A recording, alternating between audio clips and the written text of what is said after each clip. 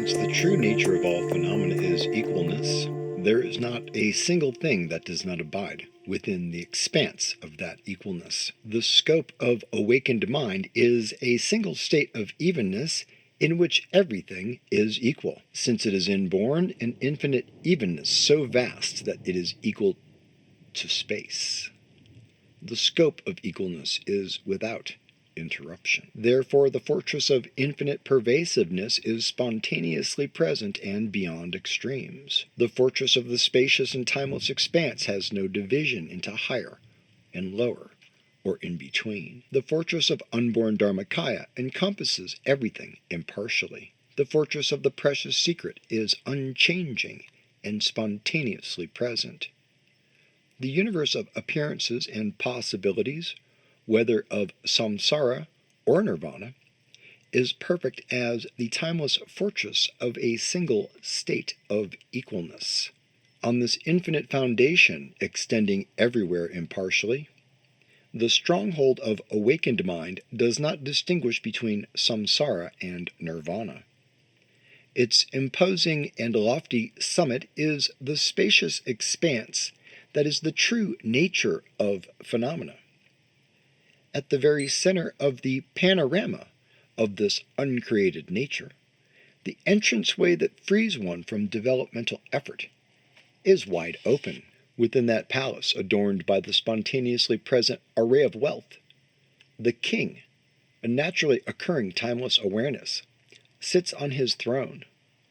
All aspects of the dynamic energy of that awareness, manifesting as thoughts that proliferate and subside, serve as ministers exercising control over the domain. The Holy Queen, naturally abiding in meditative stability, is accompanied by the royal heirs and servants, naturally arising enlightened intent. This encompassing expanse of supreme bliss is naturally lucid and non-conceptual. Longchenpa, the precious treasury of the basic space of phenomena. This is Darren Littlejohn. Welcome to episode 63 of the 12-Step Buddhist Podcast. McMindfulness with cheese, please. And Bodhisattva practice number 21. Before we get into that, I want to tell you about the 12-Step Buddhist hotline. Here's the number: 505-219-1509. That's 505-219-1509. Want to opine on something that you've heard on here? Do you need support?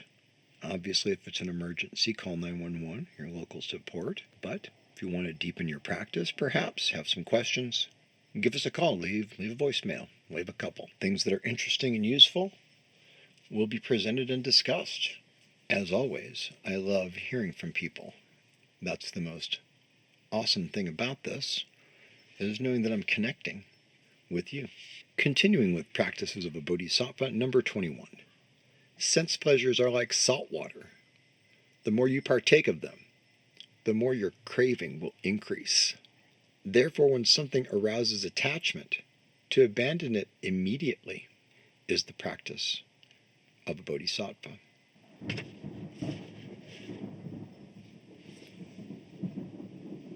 Needless to say, to be able to abandon an attachment immediately upon arising, when something arouses attachment, to abandon it immediately is a really big deal.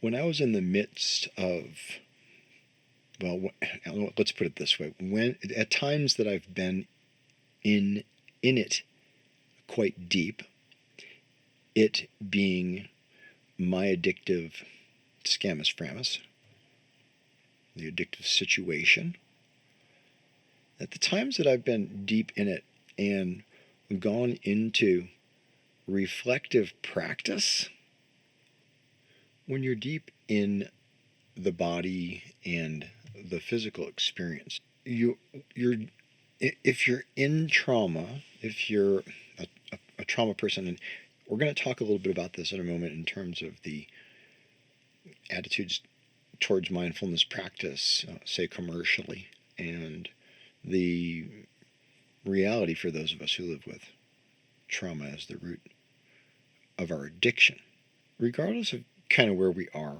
in our moment, whether it's in an extreme moment or just our regular old mindful body awareness of our normal traumatized self, right? So we have this vibration going. It isn't going anywhere. It isn't going to stop. You can't stop it. You can't drink it away. You can't fuck it away.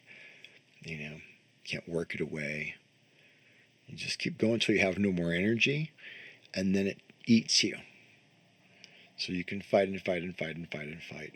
Or, as we say in recovery, reach a point of surrender.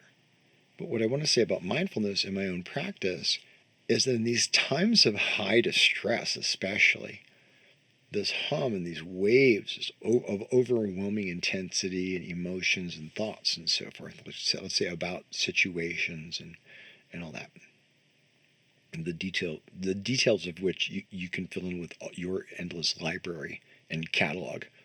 I have my own, and we all have our own. These waves of overwhelmingness, for some people, don't happen that often, and for other people, that's all we know. I've watched long-term practitioners sit and be still and never really be dysregulated by it.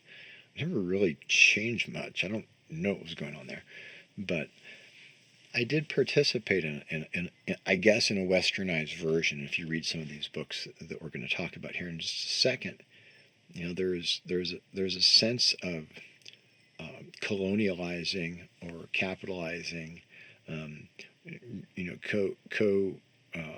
co-opting teaching and bringing it into a marketing, bringing it into a justification, a monarchy, a set of laws, etc. And coming back to this, the more you partake of your sense pleasures, the more the craving will increase. I wrote about this in Compassionate Recovery. The more addicted we get, the more addicted we get. The results are dose related. So if we do mindfulness practice, compassion practice, then our results will improve and increase. And not just one by one, but exponentially, sometimes quickly, sometimes slowly. But it is training that we can get better at. Why am I talking about it like this? Because this is a really heavy deal to be able to, this is an order. I can't go through with it. When something arouses attachment, abandon it immediately. So I was listening to a Sam Harris, because I listened a little bit to his podcast, and I really like super intensely smart people. And he's one of the smartest. And I listened to him on a topic that we're both familiar with and have teaching and training in. And from his perspective, it was really pretty cool and simplified and very very kind of general understanding kind of a thing. So, what we're talking about with mindfulness in general is being aware, and and sitting and being aware, and noticing, and being present, and being present to, and being present with, being present as, until it's really, presence. And presence just is. And kind of can, lay down in the spacious awareness of infinity. And if it's hard, for me, I watch a lot of Star Trek, but Voyager is so awesome, but and also Strange New Worlds and also Discovery. But if you look at some of the science, some of the NASA images, and start thinking about the actuality of our pinpoint, think of the actuality of your pinpoint, and the pinpoint, like you would say in recovery, if you want to kind of be a little bit of a ball buster, your opinion. So your opinion compared to, where it fits in the galaxies, in the cosmos, in this dimension, I don't know. But there's an infinitude, spaciousness, that, as Sam Harris was saying, we don't really access until we've really got mindfulness kind of under control, at least under our belt, to the point where now that we're mindful and now that we're able to be present, now what? Do we refine our ego? Do we get into a deeper resentment? Because we can certainly focus our magical magnifying mind, can't we? And get those exaggerated amplifications. So going into this McMindfulness concept, a note, and I'm not coming from this perspective, I'm just giving you this from the book McMindfulness. A capitalist spirituality. This has come about partly because proponents of mindfulness believe that their practice is apolitical, and so the avoidance of moral inquiry and the reluctance to consider a vision of the social good are intertwined. Laissez-faire mindfulness lets dominant systems decide such questions as the good. It is simply assumed that ethical behavior will arise naturally from practice and the teacher's embodiment of soft-spoken niceness, or through the happenstance of inductive self-discovery. However, the claim that major ethical changes intrinsically follow from paying attention to the present moment non-judgmentally is patently flawed. So I do appreciate that there's somebody kind of attacking or addressing, or say challenging, rather, the idea that paying attention to the present moment within itself isn't flawed, but it depends on what you're trying to do and what you're being marketed and sold to do, or what you're selling yourself on it, really, ultimately. So the emphasis, he says, on non-judgmental awareness can just as easily disable one's moral intelligence. It is unlikely that the Pentagon would invest in mindfulness if more mindful soldiers refused en masse to go to war. Well, that sounds like it would enable, not disable, their moral intelligence. Anyway, so this book's really kind of wacky, but mindfulness is the latest iteration of a capitalist spirituality whose lineage dates back to the privatization of religion in Western societies. This began a few hundred years ago as a way of reconciling faith with modern scientific knowledge.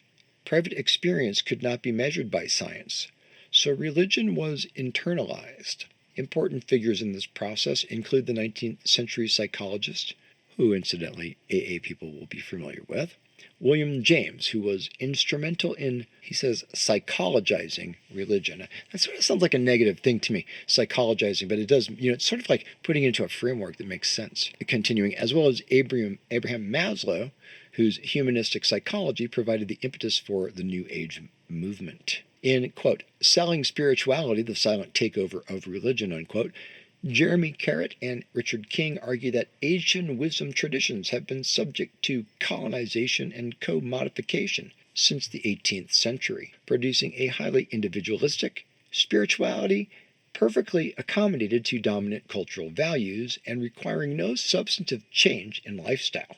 See, I get that. There's no requirement there. It's something anybody can do. But what happens, we'll talk about that in a second, with some of us, such an individualized spirituality is clearly linked with the neoliberal, so this guy's way off the deep end. Such an individualistic spirituality is clearly linked with the neoliberal agenda of privatization, especially when masked by the ambiguous language used in mindfulness.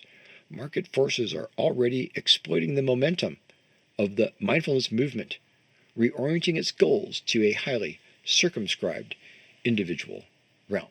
Okay, on that point, if you can kind of take out the sort of like weirdly sideswiping political, I really don't know where the person's coming from who wrote this, but I keep saying that. It's just sort of confusing to me.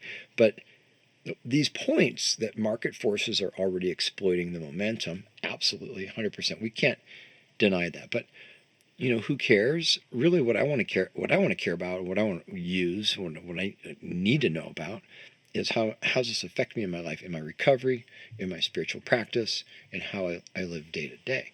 And if I'm going to be a person who's, say, Buddhist and trying to practice some type of something, the thing that happened for me when I started doing Zen practice more seriously in the early 2000s was really a live wire getting opened up, like the the dust settled internally, the inner energy blocks began to sort of, dissolve in some respects, and some of this light started to come through, and it really wasn't necessarily very pleasant.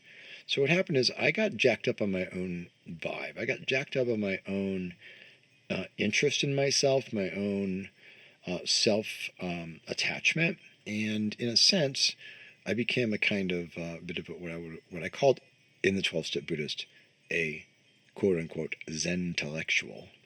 I got sort of chastised by that at against the stream meeting I was doing one time in LA, but I do criticize. I am critical. I'm a critical thinker, and good for you if you are too. If not, let's think about stuff. It's better for you. Let's not be dull and sharpen up what we got here. So I get what he's saying about non-judgmental awareness can make you a little fuzzy and other. In my experience, it didn't. In my experience, non-judgmental awareness or awareness ain't just being present to what's happening. And what was happening when you get into it, and sometimes you do have a response if you've got some stuff bubbling beneath the surface, like so many of us do. Now, in another book, Mindfulness and its Discontents, the author is really in line with my thinking and writing in Compassionate Recovery, and addresses something that speaks to the experience that I've had that I'm sharing with you in mindfulness. Say mindfulness only. Just mindfulness practice by itself is already scary enough and dangerous enough for some people that my concern is that it's so co-opted by I really have to filter my words here and not be too critical, but just your average yoga teacher or anybody that you can get a course. I'm marketed these all day long on Instagram to be a meditation teacher for a few $100 or something like that. I mean, this is all over the place, and the idea of really being a practitioner and really understanding what's up in order to be able to practice this Bodhisattva practice of being able to liberate attachment as it arises immediately, spontaneously, in the moment. It just evaporates and you don't get hooked and you don't get dragged in. It's like the Maras are dancing in front of you. You're like a horny dude and there's naked virgins and you're like, hey, hot damn, and you're like getting down with that idea, and then you go, whoa, I'm in my Buddha practice here. Touch the ground. Be grounded in basic awareness. Note, this is an illusion. This is illusory. This attachment, and it isn't like some little thing that you just do in meditation. This is a thing that you do when you're getting high on the thing, like abandoning the thing that you are getting high on. My old sponsor, John Peterson from Long Beach, would say, is the thing that you got to do to grow, to let go of spirit, to abandon oneself spiritually. We let go absolutely. We've been on this topic for 13 years. Well, I've been talking to you about it for that long. I've been on it since the 80s, but in order to let go absolutely, in order to spontaneously liberate an attachment as it arises, you got to do a lot of training. And there's a block to the training in mindfulness. If you have these issues in your background and this response, if you have this kind of response. So the author says, if, as I argue, addiction is rooted in trauma, then the treatment of addiction has to aim beyond just stopping the behavior. Okay, this is when people don't know they're not an addict and they start talking like this. They think they're telling us something, but okay, fine. That's where the addiction treatment falls down so miserably. Too often it's all aimed at behavior regulation or behavior reform with the thought that if people stop the behavior, then they're going to be okay. No, they're not. And they won't be fully okay until they deal with the fundamental issues. I just want to pause that for a second. Dealing with the fundamental issues is more than what we thought. Even if you were trying to do that before, dealing with the fundamental issues in a way that's effective and gets into the root of it is something that I think is much more recently available than when I was, coming up through recovery. I think that you have people that are more savvy on spirituality, but you want to be a good consumer on this kind of stuff, right? But So he's saying the treatment has to aim at nothing less than the restoration of the individual to themselves and to their capacity to be with the present moment, whether the present moment is pleasant or not. That's what's too often missing from addiction treatment, Dockett and Simon, 2017, cited in the book. However, mindfulness meditation by itself is not a panacea for trauma. Some mindfulness researchers have pointed out that meditation itself under certain conditions can trigger traumatic memories, Booth, 2014.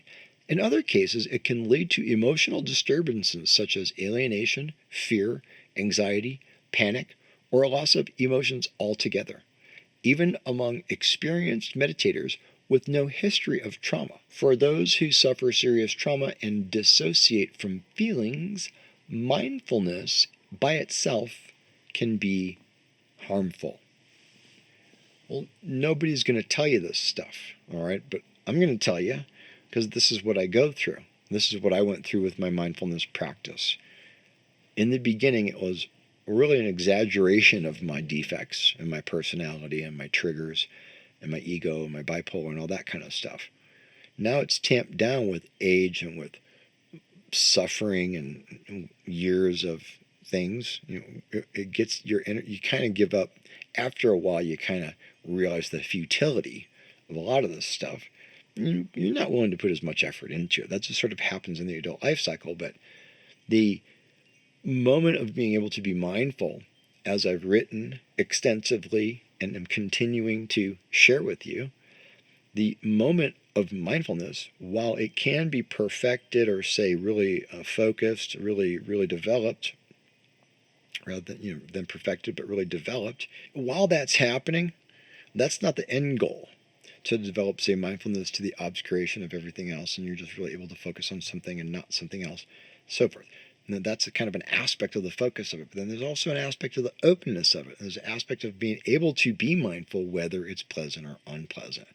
And this is what I'm saying that I used to do. And I would sit in my living room in Long Beach after like breaking up with some girl or being broken up or whatever, my addiction, with all this stuff, and just heaving and just like breathing and just like feeling this like overwhelming. I would sit for like an hour at a time, 2 hours at a time, and I didn't know what to do with any of it. And what I wrote about in Compassionate Recovery is what to do with it. I'll tell you what it is. You can get the details in this book, and you can kind of work with this stuff. I think it's really beneficial and important. It is for me.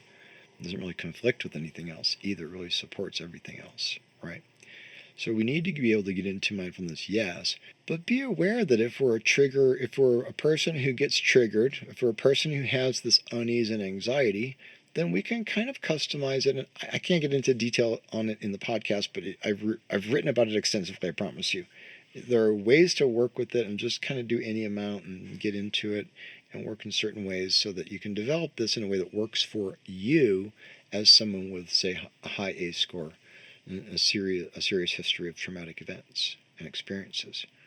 And as it pertains to, are you going to be able to spontaneously liberate an attachment as it arises? Not until you can get way past this difficulty of being able to focus and being able to be present and just let your mind rest for a while in one place and not be overwhelmed, not be just rushed with thoughts or to get up and go boom, just blow up in excitement and over energy after doing a meditation.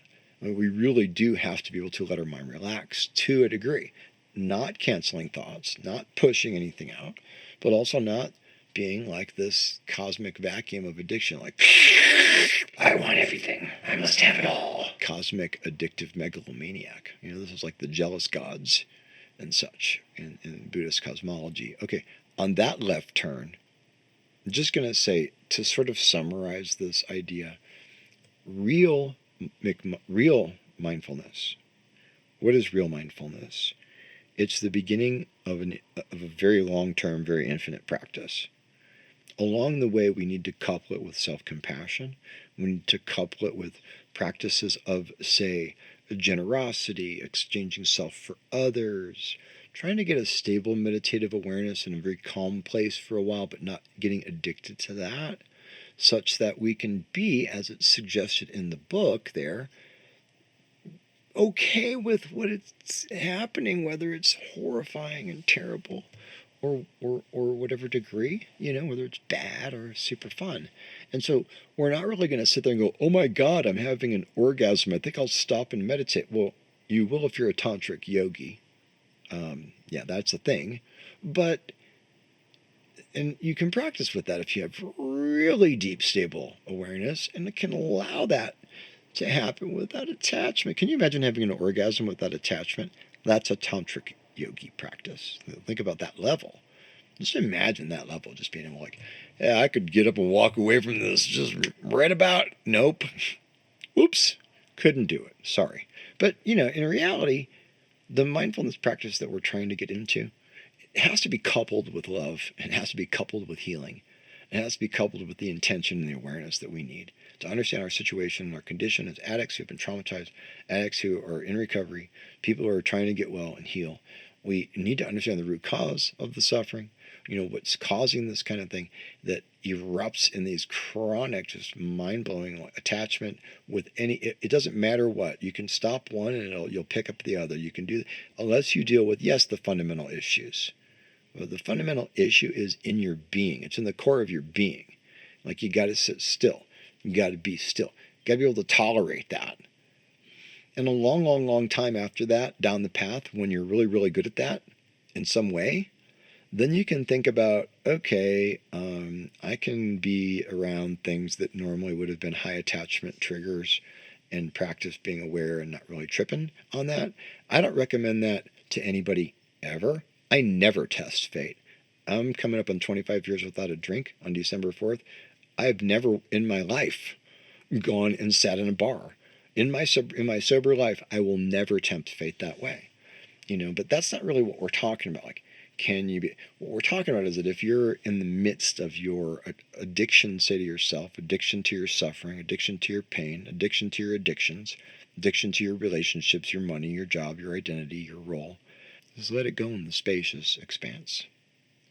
A traumatic experience of some who meditate, she says, he or she, is the disorienting sense of losing oneself. What sometimes confounds and compounds this experience is their mistaken belief that through meditation you are supposed to dissolve yourself. Skilled meditation educators must refute this myth and clarify the intention of meditation. The aim is to come to identify with and establish a compassionate relationship with oneself, not to deny or negate it altogether, since for most of the time we still need a healthy relative self to function well in the relative world. I can't argue with that at all. Continuing, this is why it is also important to assess a meditator's degree of well-being and stage of self-development, and alongside mindfulness to promote general emotional health, personal growth, and a caring, inclusive culture and society. Amen. I'll leave it at that. Peace out and namaste.